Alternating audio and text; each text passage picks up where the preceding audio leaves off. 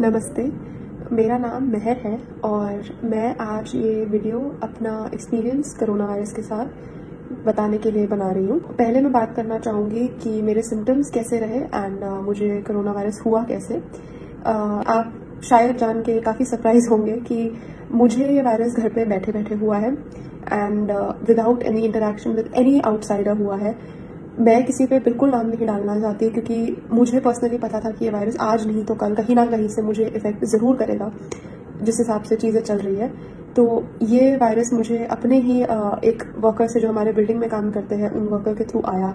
उनको सारे सिम्टम्स हुए बट वो बिल्कुल ठीक थे 5 दिन में। उसके बाद एक चेन ऑफ रिएक्शन शुरू हुई एंड आज I tested positive for the virus. पर मैं बिल्कुल भी किसी के ऊपर ये नाम नहीं डालूंगी कि किसी के कारण मुझे हुआ या उन्होंने कुछ किया, बिकॉज ये एक सच्चाई है कि ये वायरस कहीं से भी आ सकता है, किसी को भी हो सकता है एंड किसी पे नाम डालना, किसी डॉक्टर पे नाम डालना, किसी काम करने वाले पे नाम डालना is not the right thing to do. इससे करके कुछ नहीं होने वाला। सिम्टम्स की बात करें तो जो पहला सिम्टम मेरे हिसाब से जो था, जो नॉन फीवर रिलेटेड था, मेरे मुंह में 25 मई को एक बहुत कड़वा टेस्ट आया, एक बहुत ही मेटालिक बिटर टेस्ट आया। जिस दिन मैंने अपनी मदर को उसी दिन इन्फॉर्म कर दिया था कि मेरे मुंह में एक बहुत बिटर टेस्ट है एंड मुझे कुछ ठीक नहीं लग रहा। मैंने उस दिन अपनी सारी घर की कॉमन रिस्पॉन्सिबिलिटीज़ गिव अप कर दी। मैं खाना नहीं बना रही थी किचन में, मैंने अपने यूटेंसिल्स अलग कर दिए एंड मैं किसी को पैनिक नहीं कराना चाहती थी, इसलिए मैंने ये चीज़ काफ़ी अपने एंड से सीक्रेटिवली करी ताकि मैं अपने तरफ से सबसे दूरी मेंटेन कर सकूं। मैंने मास्क पहना, किचन में कोई मेरे कमरे में आ रहा था मैं मास्क पहन रही थी ये बोल के कि हमारी बिल्डिंग में किसी को ऐसा हुआ, तो इसलिए मैं अपने तरफ से प्रिकॉशन ले रही थी। 29 मई की सुबह जब मैं उठी तो मुझे हल्का फीवरिश फील हुआ और बॉडी गर्म फील हुई। बहुत मेरी टांगों में दर्द हो रही थी और बहुत बैक में दर्द हो रही थी। मुझे लगा शायद कि मैंने एक्सरसाइज ज़्यादा कर ली है पिछले दिन या वॉक ज़्यादा कर ली है तो मे बी इसलिए वो दर्द हो रही है, लेकिन वो दर्द उठने के 2-3 घंटे के बाद भी थी काफ़ी ज़्यादा और वो टेम्परेचर मुझे महसूस हो रहा था कि मेरी बॉडी और भी ज़्यादा गर्म हो रही है। दूसरे दिन ये जब मेरे पास थर्मामीटर आया, सेम सिम्टम्स थे एग्जैक्टली। अभी भी मुझे फीवर था और वो फीवर थर्मामीटर के हिसाब से 101 पे था जब मैंने सुबह देखा और मेरी बॉडी में बहुत दर्द थी। मेरा दिमाग पूरी तरीके से घुमा हुआ था, अगर मैं इन शब्दों में बोलूँ, क्योंकि अगर मैं सीधा देख रही थी तो मुझे लग रहा है मेरा दिमाग इस तरफ देख रहा था। मैं ये सिम्टम्स समझा नहीं सकती और वो दिमाग पूरी तरीके से घुमा हुआ था। अगर आप मुझे कुछ बोल रहे थे तो मैं उस चीज़ को रजिस्टर नहीं कर पा रही थी उस टाइम पे बिल्कुल भी। फिर डॉक्टर ने मुझे बोला कि आपको टेस्ट कराने की जरूरत नहीं है, सिंस आपको कफ नहीं है, ब्रीदिंग इशू नहीं है, नोज नहीं बह रहा और ऐसा कोई लाइक प्रोमिनेंट सिम्टम नहीं है। तो मैंने उस टाइम पे अग्री किया उनसे एंड उन्होंने मेरे को नॉर्मल पैरासिटामॉल और अजिथ्रोमाइसिन 500 mg लेने को बोली। डे 3 जब मैं उठी सिम्टम्स एग्जैक्टली सेम थे, बुखार 102 था एंड मुझ में इतनी भी हिम्मत नहीं थी कि मैं बाथरूम तक जा सकूं।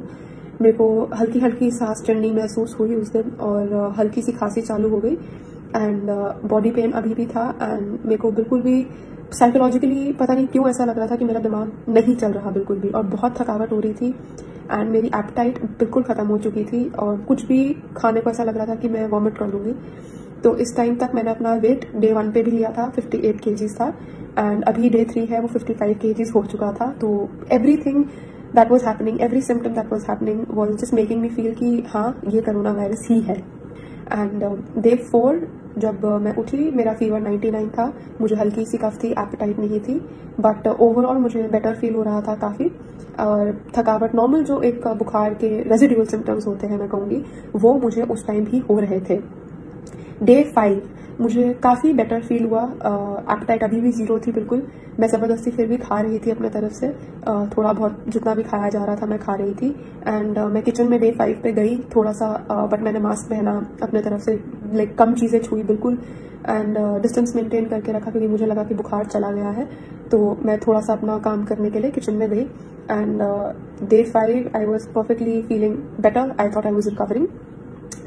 ऑन डे 6 मतलब अभी भी मेरे को ये सब थकावट और पेट में डिस्कम्फर्ट और ये सब चीज़ें महसूस हो रही थी। मैंने अपने फ्रेंड से फ़ोन पे बात करते हुए जब मैं वॉक कर रही थी मैंने बताया कि जब मैं बात कर रही हूँ मुझे काफ़ी सांस चढ़ रही है एंड मतलब मेरी नॉर्मल कैपेसिटी ऐसी नहीं है कि मैं बात करते करते मुझे सांस चढ़नी शुरू हो जाए, तो मेरे को हर 10-15 मिनट में फ़ोन रख के सांस लेनी पड़ रही थी।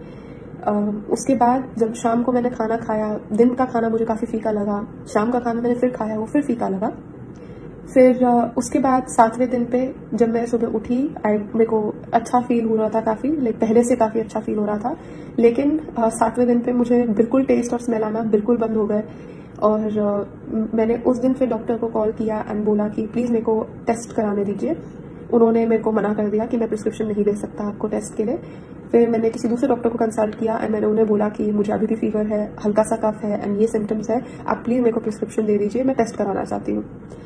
उन डॉक्टर ने अग्री किया और ये 8वां दिन था कि उन्होंने अग्री किया। मेरे को शाम को प्रिस्क्रिप्शन मिली एंड 9वें दिन पे सुबह ये प्रिस्क्रिप्शन अपलोड करी और अपॉइंटमेंट ली नेक्स्ट डे की, जो एक सैटरडे था। नेक्स्ट डे की मैंने अपॉइंटमेंट ली और उनका ईमेल आया सब कुछ सबमिट करने के बाद कि हमारी टीम आपसे कांटेक्ट करेगी। ऐसा नहीं है कि मैंने सबमिट की और कंफर्मेशन मिल गई मेरे को, बिल्कुल भी नहीं हुआ ऐसा। 11वें दिन पे हमने उनको फिर से फ़ोन करे और उन्होंने कॉल उठाया और कंफर्मेशन दी कि आपका जो एप्लीकेशन थी वो रिव्यू हो चुकी है, आप नेक्स्ट डे पे सुबह 11 बजे टेस्ट के लिए आ जाइएगा।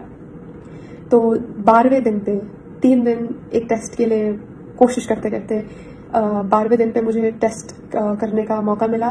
एनीवे 12वें दिन सुबह 11 बजे मैंने ड्राइव थ्रू टेस्ट बुक किया था। मैं गाड़ी में गई और टेस्टिंग प्रोसेस काफ़ी सिंपल था। उन्होंने मेरा नोज से स्वैब लिया और थ्रोट से स्वैब लिया और बोला कि पेमेंट कर दीजिएगा और आपको अगले 24 से 36 घंटे में आपकी रिपोर्ट मिल जाएगी। उसी रात 11 बजे 12 घंटे बाद एग्जैक्टली मेरे को मैसेज आया कि आपकी रिपोर्ट तैयार है एंड मैंने रिपोर्ट खोली 12वें दिन पे रात को। तो उस रिपोर्ट में था कि आप पॉजिटिव है एंड टू बी ऑनेस्ट मैं इस पॉइंट पे शॉक नहीं थी बिल्कुल भी, क्योंकि मैंने ऑनलाइन जहाँ तक पढ़ा था मेरे सारे सिम्टम्स कोरोना वायरस वाले ही थे और मैं अपने तरफ से सारे प्रिकॉशंस ले रही थी इस पॉइंट तक कि ये चीज़ आगे ना पहुँचे। बट आज डे 14 है, लाइक टेस्ट होने के 2 दिन बाद। मैं पिछले 5 दिन से कम्प्लीटली रूम के अंदर हूँ। उससे पहले भी रूम के अंदर थी बट कोई मेरा दरवाज़ा खोल रहा था और बात कर रहा था मुझसे, बट वो भी कम्प्लीटली बंद हो चुका है। तो 5 दिन हो गए हैं मेरे को कम्प्लीट आइसोलेशन में एंड डे 14 है। आज के जो मेरे सिम्टम्स हैं, I still have no taste, no smell. मेरी एपेटाइट थोड़ी सी वापस आई है बट अगर मैं कुछ खा रही हूँ अभी भी मेरे को काफ़ी उल्टी जैसा फील होता है और अभी भी काफ़ी थकावट है, बट उसके अलावा मुझे कोई सिम्टम नहीं है। और ये डे 14 है, जिस दिन से फीवर चढ़ा था उस दिन से लेके आज डे 14 है।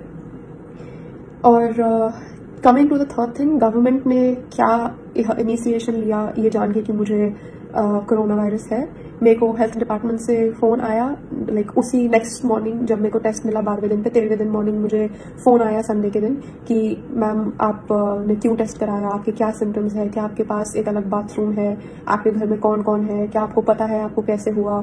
एंड मैंने वो सारी इन्फॉर्मेशन उनको प्रोवाइड करी और उनसे पूछा कि मेरे को आगे क्या करना है। उन्होंने बस मुझे बताया कि हम आपको HCQ that is hydroxy chloroquine I think भेजेंगे जो आपने अपनी मदर को देनी है। उन्होंने बस बोला कि गवर्नमेंट ऑफिशियल आएंगे, आपके घर के बाहर सर्कुलर लगाएंगे एंड सैनिटाइजेशन करेंगे, दैट्स अबाउट इट। और अगर आपको कोई भी ज़रूरत है तो प्लीज़ इस हेल्पलाइन पे फ़ोन कीजिएगा एंड हम एम्बुलेंस या जो भी हो सके भेजेंगे। And next day government officials, day 14 जो आज है, आज सुबह गवर्नमेंट ऑफिशियल्स जो वर्कर्स है वो मेरे घर आए नीचे तक। उन्होंने बस एंट्री वे मेरी बिल्डिंग का सैनिटाइज करा, फोटो खींची एंड चले गए। ये मेरी अब तक की जर्नी रही है कोरोना वायरस के साथ एंड आगे भी जो भी होगा I will try my best कि मैं अपडेटेड रखूं ताकि आगे ये एक्सपीरियंसेस किसी को भी हो। प्लीज़ 5 चीज़ें याद रखिएगा। नंबर 1, अगर आपको हल्का सा भी अनवेल फील होता है, आपको लगता है कि आपको बुखार खांसी हल्का सा भी लग रहा है ना, अपने आप को अलग कर लीजिए, अपने बर्तन अलग कर लीजिए, अपने रूम में आइसोलेट हो जाइए अगर आपके पास ऑप्शन है, अपना बाथरूम अलग कर लीजिए। मतलब आप उसे कोरोना वायरस की तरह ही ट्रीट कीजिए। मुझे नहीं पता अब कि कितने लोगों की टेस्टिंग हो पाएगी और क्या सिचुएशन रहेगी अब जब केसेस बढ़ेंगे। तो प्लीज़ हल्की सी भी तबीयत खराब को आप कोरोना वायरस की तरह ट्रीट कीजिए और अपने आप को आइसोलेट कर लीजिए कम्प्लीटली। अगर आप यंग है, हेल्दी है तो चांसेस है कि आप रिकवर कर जाएंगे, अपना ध्यान रखेंगे ठीक से तो आप रिकवर कर जाएंगे। तो प्लीज़ अपने आप को आइसोलेट कीजिए। दूसरा, जो चीज़ें आप एक वायरल इन्फेक्शन में रेगुलरली अपना ध्यान रखने के लिए करते हैं वो कीजिए। पानी पीजिए, ठीक से खाना खाइए, अपने सप्लीमेंट्स लीजिए, vitamin B, vitamin C, zinc, vitamin जो आपके B कॉम्प्लेक्स है, जिंक है। और अगर आप अल्कोहल पीते हैं, अभी भी स्मोक कर रहे हैं, मैं आपसे हाथ जोड़ के रिक्वेस्ट करती हूँ, प्लीज़ आपका इम्यून सिस्टम काम नहीं कर पाएगा। प्लीज़ अल्कोहल मत पीजिए, स्मोक मत कीजिए। अगले 15-20 दिन बहुत क्रूशल है हम सबके लिए एंड हमको ये चीज़ नहीं आगे बढ़ानी। नंबर 3, अगर आपके घर में कोई भी हाई रिस्क ग्रुप पे है, प्लीज उनसे डिस्टेंस मेंटेन करके रखिए, उनसे दूर रहिए। ऐसे पागल मत फील कराइएगा किसी को, लेकिन अपने तरफ से हमें नहीं पता कि हमें वो वायरस है या नहीं, क्योंकि 15 दिन तक लग सकते हैं ये दिखाने के लिए कि आपको कोई भी सिम्टम है। तो प्लीज अपने फैमिली वालों से डिस्टेंस मेंटेन करके रखिए। चौथा, अपने तरफ से हाइजीन की सारी प्रिकॉशंस लीजिए। अपने बर्तन हो सके तो अलग ही रखिए अपने फैमिली में, ताकि क्रॉस कंटामिनेशन के चांसेस वैसे ही बहुत कम हो जाएंगे।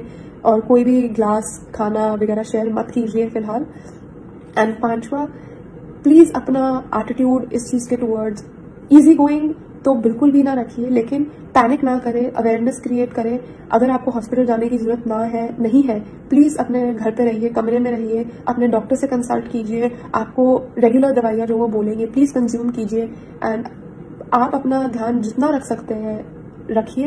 एंड आई होप कि आपको जो भी ये वीडियो देख रहा है, I hope you don't have to go through this, आपको इस चीज के थ्रू ना निकलना पड़े। लेकिन अगर आप निकल रहे हैं, प्लीज याद रखिए आप अकेले नहीं है।